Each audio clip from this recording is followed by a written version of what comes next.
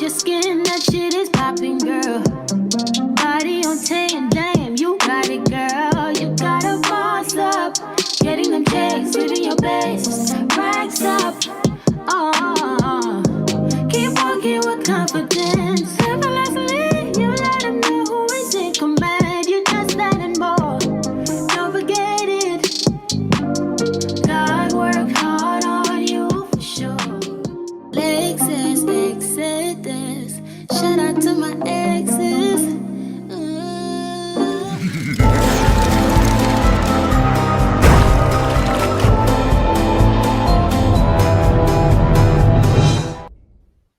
Hey boos, hey! Welcome to the Lexus Exodus Divest or Die Halloween Week Special. Do y'all like my outfit? I'm serving witchy vibes. Halloween is my absolute favorite holiday, if you can't tell. So to celebrate, I'm hanging out with you guys every day at 6:30 ET as we count down the final few days before Halloween and discuss the spooky stories of Blackistan and how you better divest or die, girl. Before we get started, really quickly, if you enjoy this content or if you learned something from my platform, please subscribe, say hello in the comment section, engage. It is absolutely free and it is the best way for you to support your favorite content creators. All right, let's do it. This is another installment of my series called The Blackistan Zoo, where we profile the dusty derelicts, crazy creatures, and animals in Blackistan. Tonight, I want to talk about filicide. And I want to talk about this topic due to all of the disturbing stories I've been seeing pertaining to this subject recently. So, first, let's talk about what filicide means. We know homicide means murder in general. We know that femicide is the genocide of women specifically. Well, filicide is defined as a person who kills their own son or daughter. So we know that the community is full of violent offenders, and Dusty's lead in violent crime rates. They lead in murder and domestic violence rates, so it's no surprise that they commit the most filicides as well, and often off their children. We know that Dustys hate children, so this is why they pump and dump and create so many fatherless homes. But those who do stay and try to parent their children often are child abusers and frequently tragically take the lives of their poor, defenseless kids. As a matter of fact, this happens so often that the leading cause of deaths in Black children is homicide. Okay, so I need to issue a trigger warning before we continue because obviously today is going to be a sensitive topic for some. So please proceed lightly if this is something that you are sensitive to. So I want to look at this first clip and I want to talk about this first Dusty who poured boiling water down a 1-year-old baby's throat, almost killing her. So let's watch this and then we'll chat. 19% of her head is burnt up, like all this is gone. And my baby just in the hospital fighting for her life. This story is just going to shock you. Child abuse allegations involving boiling water. Now, I want to warn you, the details are very disturbing. Ariel Mallory's in studio with us, just uncovering the stunning accusations. She joins us from the Breaking News Center. And Ariel, in addition to some new court documents you have, you also talked to the victim's mother tonight. Yeah, I did, Byron, and it was a very emotional interview for the both of us. The woman's 1-year-old daughter is in Children's and Women's Hospital tonight suffering from severe burns. Now, about an hour ago, I found these court documents that were just posted about the case. Investigators are alleging that the baby's father poured boiling water down the child's throat. I get in the apartment, my baby face, it just messed up her whole head, her left shoulder, it just like, ooh. Tonight, a Pritchard mother is angry and wants the person responsible for hurting her child locked up. Victoria Lett says her baby royalty was severely burned, allegedly by the child's father. This is a picture of her in ICU at USA Children's and Women's. Lett says she left the house to go to an event, but when she got back home, she couldn't recognize her daughter. I can't even stand to even look at her. I can't even keep calm. I can't even maintain my body for real. So we rushed her to the hospital, and from then they just her injuries had just started worsening. Let says Royalty was left alone with the child's father, 23-year-old Eugene Sneed. Breaking tonight, court documents show what allegedly happened. According to the documents, on Sunday, Sneed allegedly poured boiling water down the throat of the child, causing internal injuries, as well as multiple burns to the child's face. Would do something like this to an innocent baby. It's not right. Like that baby was there, or she thought she was, in a safe home with her father. It wasn't right what he did to our baby. He messed up our life with this. She was just an innocent child. As Royalty continues to fight in the ICU, her mother wants justice. Her lungs, critical, everything. Critical. That's how they know that it was done purposely. They said it was an intentional thing that he did. Justice for Royalty. That's all we want. That's all we want. And the Mobile County DA's office filed this motion late this afternoon asking a judge to revoke Sneed's bond. He was scheduled to go on a trial later this month on a domestic violence charge. As of now, Sneed has not been taken into custody. Now, these court documents say he's being charged with aggravated child abuse. Live in the studio tonight, Ariel Mallory, Fox 10 News. Y'all, stop having these demons children. It's time to call it a fucking day. Set up shop. Give it up. It's over with, y'all. Seriously, there's no hope. It's done with. It's time to call it a day. These dudes are evil and demonic. It's not salvageable at this point. They're monsters. Child abuse is one thing. So we know beating your children is normalized within the community. So people in Blackistan will brag about getting beat with extension cord and broomsticks and crazy ish like that. But pouring boiling water down an innocent baby's throat is just nefarious and evil. That is just disgusting and disturbing. And I hope they make him pay for this in prison. This is disgusting, torturing that poor girl in that manner. This is what they do, though. This is that filicide that I'm talking about. The news stories that I get every day in my inbox that y'all send me. They hate children. And thankfully, this baby didn't pass away, but she is experiencing severe internal injuries. And I'm praying for a speedy recovery for her.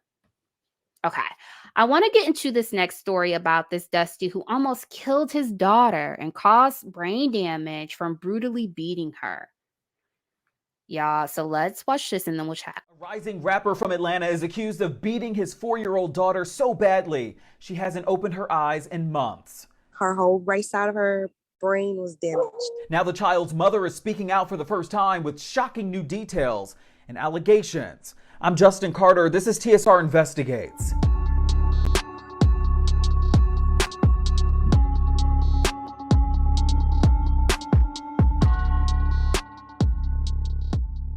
Kiana Watts met Taquan Alexander back in February of 2016. The two were co-workers at a McDonald's restaurant in the Atlanta area. They soon would fall in love, and they welcomed a baby girl later that year. Her name is Alani. But then in 2020, Alexander, he packed up his things. He moved to the Los Angeles area to pursue a rap career. Then in September 2021, Watts says that she allowed Alani to go visit him just for about 3 months. However, weeks before Alani was to return home to Atlanta, she says that she got an emergency call that Alani was being rushed to the hospital with severe brain injuries and fractured ribs. Kiana Watts says that November 29, 2021 will forever be one of the worst days of her life. A detective called me and informed me that my daughter was bleeding from the brain and has had emergency surgery. She then got a text and a FaceTime from Alexander. He told me that Alani passed out standing in timeout. The ambulance is here. You know, he told you that she had passed out, but I'm sure you had questions. I did. And when I asked him, was she okay, how she passed out, he really wasn't answering me. Like, he was just shaking his head and covering his mouth like this, not answering me. First of all, it looked like he had just woke up. She hopped on the first flight from Atlanta to Los Angeles. Describe what she looked like. Oh my God. She had a tube down her throat. She didn't have hair on the side of her head. It was a marker right here. written in the middle of her forehead because of the surgery. According to this ER report obtained exclusively by the Shade Room, the 4-year-old Alani had, quote, extensive bleeding located on the right side of her brain, and because of the building of pressure, the child's right part of her skull was removed to evacuate the bleeding. Instead of being truthful, I had to find out from a detective what really happened. We also got our hands on this 60-page court document. Alexander allegedly told investigators that, quote, the child is a bedwetter, and when she wets the bed, he punishes her by making her do rigorous exercises with an element of physical abuse, like hitting with boxing gloves, hitting her with a belt, and hitting her with a speaker wire. The report also goes on to say that on the day that Alani was rushed to the hospital, she, quote, wet the bed, so he made her do wall planks. Then he gave her a whooping with a belt. During this whooping with the belt, the child tried to protect herself by moving a stereo speaker in front of her to block the father's actions. The father then proceeded to take the speaker wire and whoop her with that, then had her do more rigorous exercises while he drew her a bath. Moments later, he says that, quote, when he found his child was having seizure-like symptoms and appeared to be losing consciousness, he put her in the bath in an effort to revive her. When that did not work, he called 911. I was confused because I talked to Alani all the time when she was out there. I got pictures all the time from him. At the hospital, doctors found deep bruises and puncture wounds all over her body. Court records also showing that Alexander said he, quote, only became aware of the puncture wound that day and shared that he does not know how she got that puncture wound. He suggested to authorities that Alani was playing with puppies over the Thanksgiving holiday, and that's perhaps how she sustained those wounds. After questioning, Taquan Alexander was arrested and charged on felony assault on a child, aggravated mayhem, torture, and child endangerment. How many people live in a house that you know of? And that's the crazy part. It was him, his brother, his uncle, and his other uncle, and his girlfriend. I knew none of that. I just knew about the owner of the house and his girlfriend. Watts claims that this all happened while Alexander was living at his uncle's house in Thousand Oaks. She says that his uncle is LA Rams cornerback Troy Hill. Last time I've heard from them was when it happened, and everyone who lives in that house, story does not add up to me. We reached out to Troy Hill's management team for a comment. In an email, a spokesperson wrote, quote, Mr. Hill is aware of the allegations against Mr. Alexander. Unfortunately, Mr. Hill was not present at the time of the incident, nor was he the legal owner of the residence, and has no personal knowledge of what transpired. Additionally, as a result of the ongoing investigation against Mr. Alexander, Mr. Hill has to refrain from further comment at this time. Say hi. Alani, tell the world hello. Watts says that the hospital did pay for Alani to fly back home to Atlanta, where she's currently bedridden. This is what she looks like today. Nearly 7 months later, she still can't open her eyes and is in weekly therapy. Since day one, they were telling me what she will be able to do and won't do, and she's been showing the opposite.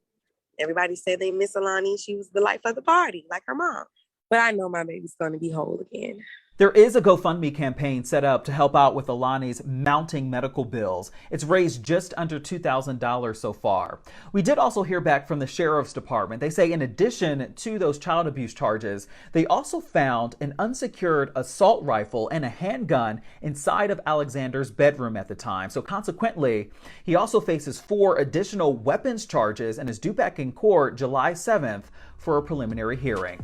For TSR Investigates, I'm Justin Carter.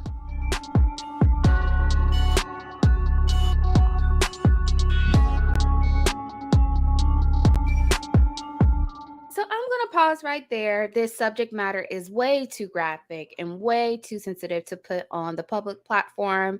YouTube has very strict guidelines when it comes to violence, especially pertaining to children. So unfortunately, I can't share the full video here, but I have included a link in the description where you can view the video in its entirety below. Thank you so much for listening. Until next time, see you guys. Bye.